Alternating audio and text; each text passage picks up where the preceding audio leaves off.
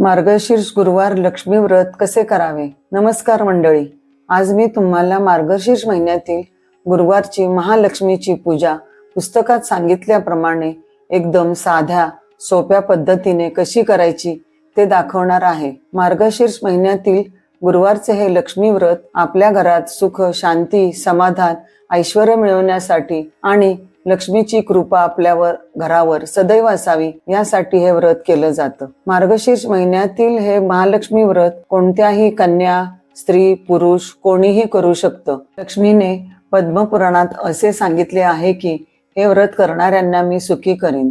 त्यामुळे हे लक्ष्मी व्रत अत्यंत प्रभावी मानलं जातं। मार्गशीर्ष महिन्यातील ही गुरुवारची पूजा शक्य होईल तितक्या सकाळी लवकर करावी आणि ज्यांना सकाळी करणं जमत नसेल त्यांनी सायंकाळच्या दरम्यान केली तरीही चालू शकतं। सायंकाळी 5 ते 7 या वेळामध्ये सुद्धा तुम्ही ही पूजा करू शकता। ती ही लक्ष्मी येण्याची वेळ असते, त्यामुळे तिन्ही सांजेला पण आपण ही पूजा मांडू शकतो किंवा सकाळी केली तर उत्तम। या व्रताची योग्य पद्धतीने मांडणी कशी करायची त्यासह पुस्तकात सांगितल्याप्रमाणे संपूर्ण पूजा विधी आजच्या व्हिडिओमध्ये आपण पाहणार आहोत। त्यासाठी हा व्हिडिओ शेवटपर्यंत पहा। जास्तीत जास्त लोकांपर्यंत शेअर करा। त्याआधी चॅनेलला सबस्क्राईब करायला विसरू नका। लगेच व्हिडिओला सुरुवात करूया। मार्गशीर्ष महिन्यातील गुरुवारी आपल्याला सकाळी लवकर उठायचं आहे। आपलं अंगण, घर स्वच्छ करून घ्यायचं आहे। आपण ज्या ठिकाणी पूजा मांडणार आहोत ती जागा आपल्याला आधी स्वच्छ करून घ्यायची आहे। त्या ठिकाणी एक स्वस्तिक काढायचं, त्यावर हळदी कुंकू वाहून आपण त्यावरती पाट किंवा चौरंग ठेवायचा आहे। त्यावरती नवीन किंवा स्वच्छ धुतलेले लाल किंवा गुलाबी रंगाचे वस्त्र टाकायचे आहे। चौरंगावरती थोड्या अक्षता ठेवून त्यावरती माता लक्ष्मीचा फोटो किंवा मूर्ती ठेवायची आहे आणि तुमच्याकडे दोन्ही नसेल तर व्रतकथेचं पुस्तक जरी ठेवलं तरीही चालू शकतं। त्या पुस्तकावरती महालक्ष्मीचा फोटो आहे, आपण त्याचेही पूजन करू शकतो। इथे मी हा लक्ष्मीचा फोटो स्वच्छ पुसून घेतला आहे। पूजेला सुरुवात करण्यापूर्वी आचमन करायचं। डाव्या हाताने उजव्या हातामध्ये पळीभर पाणी घ्यायचं। ओम केशवाय नमः। दुसऱ्या वेळेस हे पाणी घेऊन प्यायचं। ओम नारायणाय नमः। तिसऱ्या वेळेस हे पाणी घेऊन प्यायचं। ओम माधवाय नमः। चौथ्या वेळेस पाणी उजव्या हातावरून खाली ताम्हणामध्ये सोडून द्यायचं आहे। ओम गोविंदाय नमः। आचमन केल्यामुळे आपल्या मनाची तसेच शरीराची शुद्धी होते आणि आपली पूजा चांगली होते। त्यामुळे आचमन करणं गरजेचं आहे। त्यानंतर चौरंगावरती थोड्या अक्षता ठेवून त्यावरती दिवा स्थापन केला आहे। दिवा प्रज्वलित करून देवाचं हळद, कुंकू, अक्षता, फुले वाहून पूजा करायची। दिव्याला नमस्कार करायचा। कोणतीही पूजा अग्नीच्या साक्षीने करायची असते, त्यामुळे सर्वात आधी आपण दिवा लावून घेतला आहे। दिव्या दिव्या रे दीपककार, कानी कुंडल मोतीहार, दिव्याला पाहून नमस्कार। त्यानंतर आपण कलश मांडूया। त्यासाठी चौरंगावरती आपल्याला गव्हाने किंवा तांदळाने रास घालायची आहे आणि त्यावरती हळदी कुंकू वाहून आपण कलश स्थापन करणार आहोत। त्या कलशावरती मी आधीच हळदी कुंकवाने स्वस्तिक आणि 5 नाम ओढून घेतले आहेत।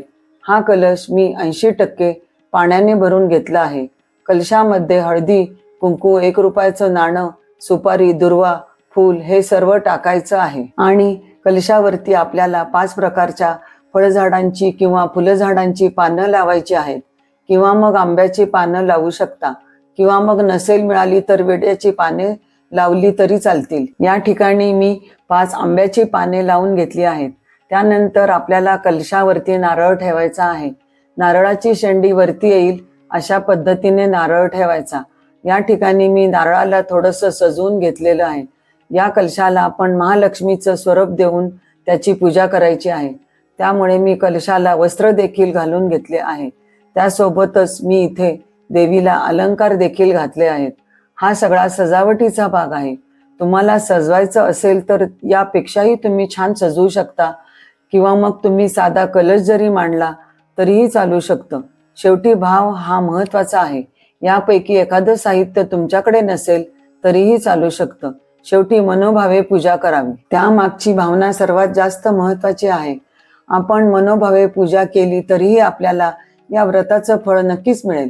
तर या ठिकाणी मी देवीला वस्त्र, दागिने आणि देवीच्या डोक्यावरती चुनरी देखील ठेवलेली आहे। देवीला गजरे, हार, वेणी तुम्ही जे काही घातलं असेल ते घालून घ्यावे. पहिल्या गुरुवारी आपण कलशासाठी जो नारळ वापरला आहे तोच नारळ आपल्याला शेवटच्या गुरुवारपर्यंत वापरायचा आहे. त्यानंतर माता लक्ष्मी समोरच आपल्याला विडा ठेवायचा आहे. त्यासाठी 2 पाने ठेवायची आहेत. 2 विड्याची पाने, त्यावरती खारीक, खोबरे, हळकुंड, बदाम, सुपारी इत्तेक साहित्य ठेवायचं आहे. असा विडा ठेवायचा आहे आणि त्याच्या शेजारी आपल्याला गणपती बाप्पाची स्थापना करायची आहे. पण त्यापूर्वी आपल्याला गणपती बाप्पांना स्वच्छ स्नान घालून घ्यायचं आहे. एका तामणामध्ये मी गणपती बाप्पाची मूर्ती घेतली आहे. त्यावरती स्वच्छ पाण्याने पंचामृताने अभिषेक करायचा. वक्रतुंड महाकाय सूर्यकोटी समप्रभ निर्विघ्नं कुरु मे देव सर्व कार्येषु सर्वदा श्री गणेशाय नमः. अभिषेक झाल्यावर मूर्ती स्वच्छ पुसून घ्यायची आणि त्या विड्याच्या बाजूला ठेवायची आहे. तुमच्याकडे गणपतीची मूर्ती नसेल तर तुम्ही सुपारी पण मांडू शकता. तरी या ठिकाणी मी विड्याच्या बाजूला चौरंगावरती थोड्या अक्षता ठेवून त्यावर गणपती बाप्पांची स्थापना केली आहे. सर्वात आधी आपण विघ्नहर्ता गणपती बाप्पांची पूजा करणार आहोत. गणपती बाप्पांना चंदन, हळद, कुंकू, अक्षता, एक फूल अर्पण करायचं आहे. मनोभावे नमस्कार करायचा आहे. त्यानंतर माता लक्ष्मीची पूजा आपल्याला करायची आहे. तुम्ही जर लक्ष्मीची मूर्ती घेतली असेल तर लक्ष्मीच्या मूर्तीला पण आपण अभिषेक घालून घ्यायचा आहे. इथे मी फोटो घेतला आहे, त्याला हार घालायचा आहे. लक्ष्मीला पण हळदी, कुंकू, अक्षता, एक फूल अर्पण करायचं आहे. शक्य असेल तर कमळाचे किंवा लाल फूल अर्पण करा. माता लक्ष्मीला लाल फूल अतिप्रिय आहे. ओम श्री महालक्ष्मी नमः. ओम श्री महालक्ष्मी नमः. सर्व मंगल मांगल्ये शिवे सर्वार्थ साधिके शरण्ये त्र्यंबके गौरी नारायणी नमोस्तुते. तुम्ही असा एखादा महालक्ष्मीचा कोणताही मंत्र म्हणू शकता. तसेच आपण जो कलश मांडला आहे त्याची पण हळद, कुंकू, अक्षता, फुलं वाहून पूजा करायची आहे. त्याबरोबर देवी समोर आपण जो विडा ठेवला आहे त्यावरती पण हळदी, कुंकू, अक्षता, एक फूल अर्पण करायचं आणि गणपती बाप्पांना आपण गुळ खोबऱ्याचा नैवेद्य दाखवायचा आहे आणि माता लक्ष्मीला पण दूध साखरेचा नैवेद्य दाखवणार आहोत. दूध साखर माता लक्ष्मीला अत्यंत प्रिय आहे. त्यामुळे तुम्ही दूध साखर पंचामृताचा नैवेद्य पण दाखवू शकता. नैवेद्यम समर्पयामी, नैवेद्यम समर्पयामी. नैवेद्याबरोबरच पाणी पण ठेवायचं आहे. अशा प्रकारे सर्व देवी देवतांची पूजा करून झाल्यावरती आपल्याला महालक्ष्मी व्रत कथेचं पुस्तक वाचायचं आहे. आपण हे व्रत करत असताना आपल्याकडे श्री महालक्ष्मी व्रत कथेचं पुस्तक असणे गरजेचं आहे. या कथेशिवाय ही पूजा अपूर्ण आहे. त्यामुळे या पुस्तकामध्ये तुम्हाला सगळी माहिती मिळेल. तसेच व्रत कथा आपल्याला वाचायची आहे किंवा ऐकायची आहे. हे पुस्तक पण आपल्याला पूजेमध्ये ठेवून त्याची देखील पूजा करायची आहे. तसेच 5 प्रकारची फळे किंवा कोणत्याही प्रकारची 5 फळे आपल्याला नैवेद्यासाठी ठेवायची आहेत. ही पूजा करत असताना आपण अगदी शांत चित्ताने, एकाग्र मनाने ही पूजा करायची आहे.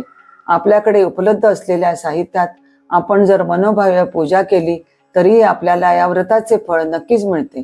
मार्गशीर्ष महिन्यातल्या प्रत्येक गुरुवारी आपल्याला अशीच पूजा मांडणी करायची आहे. अशा प्रकारे सर्व पूजा झाल्यानंतर आपल्याला आरती करायची आहे. धूप दीप ओवाळायचा आहे. मनोभावे नमस्कार करायचा आहे. आपल्या ज्या काही इच्छा असतील त्या लक्ष्मी समोर व्यक्त करायच्या आहेत. हे गुरुवारचे व्रत केल्यामुळे घरात सतत पूजा अर्चा होत असते. त्यामुळे घरातील सकारात्मक ऊर्जेमध्ये वाढ होते आणि प्रामुख्याने यामुळे घरातील वातावरण बदलून सर्व गोष्टींची भरभराट होते. आरती करताना तुम्ही आधी गणपतीची आरती, त्यानंतर लक्ष्मीची आरती म्हणू शकता. पुस्तकाच्या मागे सर्वात शेवटच्या पानावरती महालक्ष्मीची आरती दिलेली आहे, ती पाहून तुम्ही म्हणू शकता. अशा प्रकारे माता लक्ष्मीची पूजा झाल्यानंतर सर्वात शेवटी लक्ष्मीला प्रसन्न करण्यासाठी आपल्याला एक मंत्र म्हणायचा आहे. कारण भगवान विष्णूशिवाय लक्ष्मी अपूर्ण आहे असे म्हणतात. त्यामुळे कोणत्याही लक्ष्मी पूजनानंतर भगवान विष्णूंची पूजा करणे हे अनिवार्य आहे. ज्या घरात विष्णूंची सेवा केली जाते तिथे लक्ष्मीचा नेहमी वास राहतो. विष्णूंशिवाय लक्ष्मी प्रसन्न होत नाही. म्हणून ही पूजा झाल्यावर आपल्याला हात जोडून ओम नमो भगवते वासुदेवाय नमः हा विष्णूचा मंत्र 11 वेळा म्हणायचा आहे. त्यामुळे लक्ष्मी प्रसन्न होईल. आपल्याला धन, मान, कीर्ती, संपत्ती मिळावी आणि लक्ष्मीची कृपा व्हावी म्हणून हे व्रत करायचं असतं. व्रताला प्रथम सुरुवात मार्गशीर्ष महिन्यातल्या पहिल्या गुरुवारी करावी आणि शेवटच्या गुरुवारी उद्यापन करावे. पूजा विधीसह दर गुरुवारी लक्ष्मी व्रत करावे आणि संबंध वर्षभर दर गुरुवारी देवासमोर बसून श्री लक्ष्मी व्रत कथा वाचावी किंवा ऐकावी. व्रताच्या दिवशी दिवसभर उपवास करावा आणि रात्री कुटुंबासोबत मिष्टान्न भोजन करावे. गुरुवारी श्री लक्ष्मीची पूजा करताना तसेच कथा वाचताना किंवा ऐकताना मन आनंदी आणि शांत असावे. व्रताच्या दिवशी कुटुंबातील सर्व माणसांनी प्रसन्न वृत्ती ठेवावी. प्रेमाने व गुण्या गोविंदाने वागावे. जेव्हा काही कारणास्तव व्रताच्या दिवशी पूजा करणे जमले नाही तर ती दुसऱ्या कोणाकडून करून घ्यावी. उपवास मात्र स्वतः करावा. असे हे मार्गशीर्ष गुरुवारचे व्रत करावे. तुम्ही ही गुरुवारची पूजा सकाळी केली असेल तर सायंकाळी पण देवीला हळदी कुंकू वाहून अगरबत्ती ओवाळायची आहे, नमस्कार करायचा आहे. तर मार्गशीर्ष महिन्यातील येणाऱ्या प्रत्येक गुरुवारी अशीच पूजा करून शेवटच्या गुरुवारी उद्यापन करायचं आहे. तर त्याचा व्हिडिओ मी लवकरच घेऊन येईल. पण हा व्हिडिओ तुम्हाला कसा वाटला हे मला नक्की सांगा. आवडला असेल तर लाईक करा, जास्तीत जास्त लोकांपर्यंत शेअर करा आणि असेच नवीन नवीन छान व्हिडिओज पाहण्यासाठी चॅनेलला सबस्क्राईब करा. धन्यवाद.